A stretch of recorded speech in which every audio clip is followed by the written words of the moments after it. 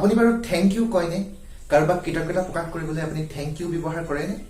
আজি এই ভিডিওটো চোৱাৰ পিছত আপুনি আৰু থ্যাংক ইউ ব্যৱহাৰ নকৰে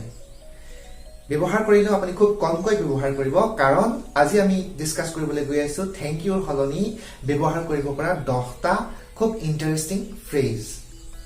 এইকেইটা আপুনি থ্যাংক ইউৰ হলনি ব্যৱহাৰ কৰিব পাৰে গতিকে ভিডিওটো শেষলৈকে চাই থাকিব কেনে পালে জনাবলৈ নাপাহৰিব আৰু আজিৰ পৰা আপোনালোকে ব্যৱহাৰ কৰিবলৈ আৰম্ভ কৰি দিয়ক এই 10টা খুব ইন্টাৰেষ্টিং ফ্ৰেজ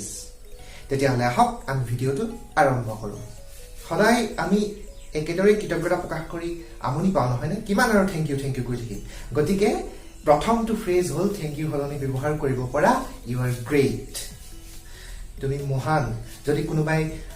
আপোনাক হেল্প কৰিছে বা কিবা কাম কৰি দিছে তেতিয়াহলে আপুনি ক'ব পাৰে ইউ আৰ গ্ৰেট দ্বিতীয়টো হল আই এপ্ৰিচিয়েট এইটো এটা ফৰ্মাল ফ্ৰেজ হয় আমি আই এপ্ৰিচিয়েটৰ পিছত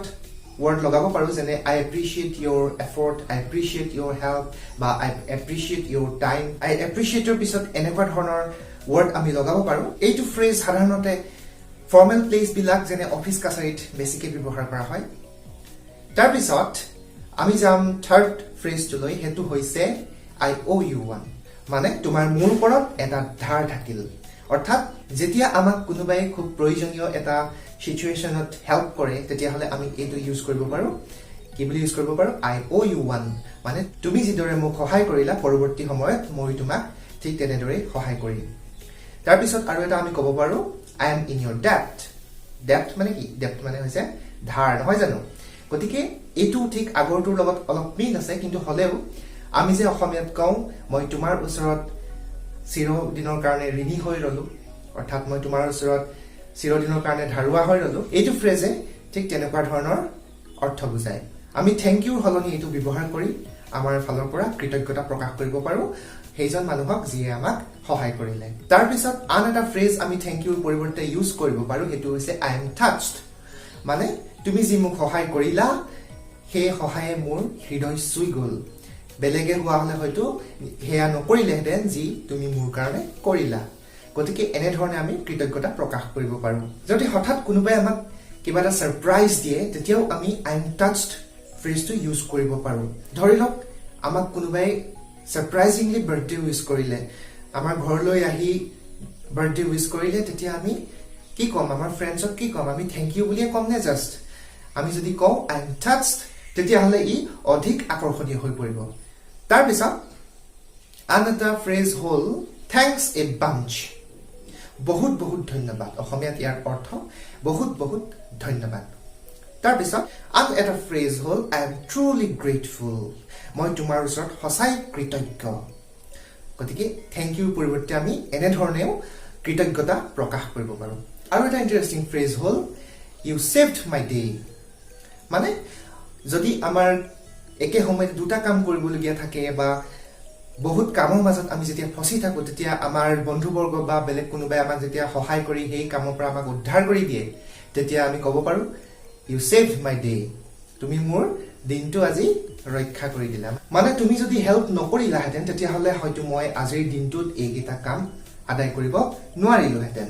এনেকুৱা ধৰণৰ কৃতজ্ঞতা প্ৰকাশ কৰিবলৈ আমি এই ফ্ৰেজটো ইউজ কৰিব পাৰো তাৰ পিছত আন এটা খুব interesting phrase hall my gratitude knows no bound অসমীয়াত যদি আমি চাবলৈ যাওঁ ইয়াৰ অৰ্থ যে মই তোমাক কৃতজ্ঞতাৰে উপচাই পেলাব বিচাৰিছো মই তোমাক ইমান কৃতজ্ঞতা জনাইছো যে মোৰ কোনো ভাষা নাই মোৰ কৃতজ্ঞতাৰ তোমাৰ প্ৰতি থকা কৃতজ্ঞতাৰ কোনো সীমা নাই অৰ্থাৎ যদি কোনোবাই আমাক খুব এটা প্ৰয়োজনীয় সিচুৱেচনত হেল্প কৰে বা আমাক কিবা এটা বিপদৰ পৰা উদ্ধাৰ কৰে তেনেকুৱা সিচুৱেচনত আমাৰ কৃতজ্ঞতা প্ৰকাশ কৰিবলৈ এই ফ্ৰেজটো ইউজ কৰিব পাৰো খুব এটা ইন্টাৰেষ্টিং আৰু খুব ধুনীয়া এটা ফ্ৰেজ হয় থ্যাংক ইউৰ হলনি ইউজ কৰিব পৰা আৰু এটা খুব ধুনীয়া ফ্ৰেজ ক'বলৈ আগবাঢ়িছো এটো এটা ফৰ্মাল ফ্ৰেজ হিচাপে আমি ব্যৱহাৰ কৰিব পাৰো যেনেদৰে আমি I appreciate টো ব্যৱহাৰ কৰিছিলো এইটো হল I am obliged এইটো আমি তেতিয়া ইউজ কৰিব পাৰো যেতিয়া আমাতকৈ কোনোবা এজন ডাঙৰ মানুহে আমাক সহায় কৰে বয়সতো ডাঙৰ হ'ব পাৰে বা পজিশনতো ডাঙৰ হ'ব পাৰে গতিকে এইটো এটা খুব ধুনীয়া ফ্ৰেজ হয় যেটো আমি ফৰ্মাল ৱেত থ্যাংক ইউ ক'বলৈ ইউজ কৰিব পাৰো আজিৰ ভিডিওটোত যি কেইটা ফ্ৰেজৰ কথা মই ক'লো এই আটাইকেইটা ফ্ৰেজ খুব ইন্টাৰেষ্টিং নহয়নে যি কেইটা আমি থ্যাংক ইউৰ পৰিৱৰ্তে ইউজ কৰিব পাৰো আপোনালোকে ইউজ কৰি চাবচোন বিভিন্ন পৰিবেশত এইকেইটা ইউজ কৰি চাব আৰু কমেন্ট কৰি জনাব কেনে পালে ভিডিওটো যদি ভাল পালে লাইক কৰিব কমেন্ট কৰিব আৰু শেয়াৰ কৰিবলৈ নাপাহৰিব আৰু চেনেলটো যদি এতিয়াও সাবস্ক্ৰাইব কৰা নাই তেতিয়াহলে সাবস্ক্ৰাইব কৰিবলৈ নাপাহৰিব এনেকুৱা নতুন নতুন টপিক লৈ আমি সদায় ভিডিও বিলাক দি থাকিম যদি আপোনালোকে বিচাৰে যে কোনোবা এটা নিৰ্দিষ্ট টপিকৰ ওপৰত ভিডিও বনাব লাগে তেতিয়াহলে কমেন্ট কৰি জনাব